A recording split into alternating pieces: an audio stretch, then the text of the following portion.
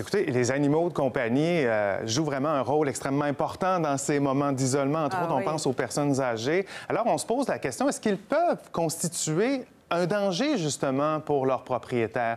Eh bien, un peu plus tôt cette semaine, la présidente de l'Ordre des médecins vétérinaires du Québec a publié une vidéo sur YouTube dans laquelle elle donne vraiment des conseils intéressants, en fait, et très utiles pour les propriétaires d'animaux de compagnie. On va en voir quelques-uns. Vous savez, on sait présentement, plus que jamais, il faut dire que le coronavirus se transmet d'humain à humain et qu'on peut donc développer la maladie. Mais qu'en est-il pour les animaux? Bien, il n'y a aucune évidence scientifique pour le moment que les animaux peuvent contracter la maladie et la donner aux humains.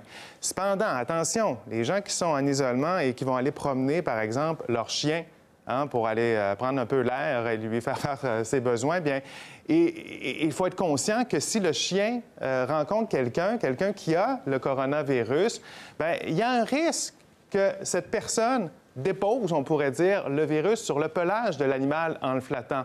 Et ça, bien, il peut vivre sur le pelage de l'animal pendant un certain temps. Alors, l'animal peut le transporter, donc, comme ça, il devient un vecteur et peut le donner à son propriétaire. Vous voyez, ça, on n'y a peut-être pas pensé. Alors, c'est important de garder une distance entre notre animal et d'autres personnes également. C'est pas juste pour les humains, la distanciation sociale. Et s'il y a une personne qui est atteinte, par exemple, de la COVID-19, bien, son animal ne devrait pas entrer en contact avec d'autres personnes.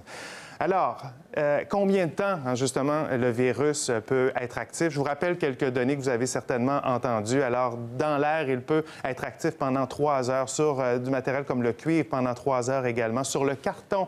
24 heures, c'est pas rien, ça. Pensez-y si vous recevez, par exemple, des colis par livraison.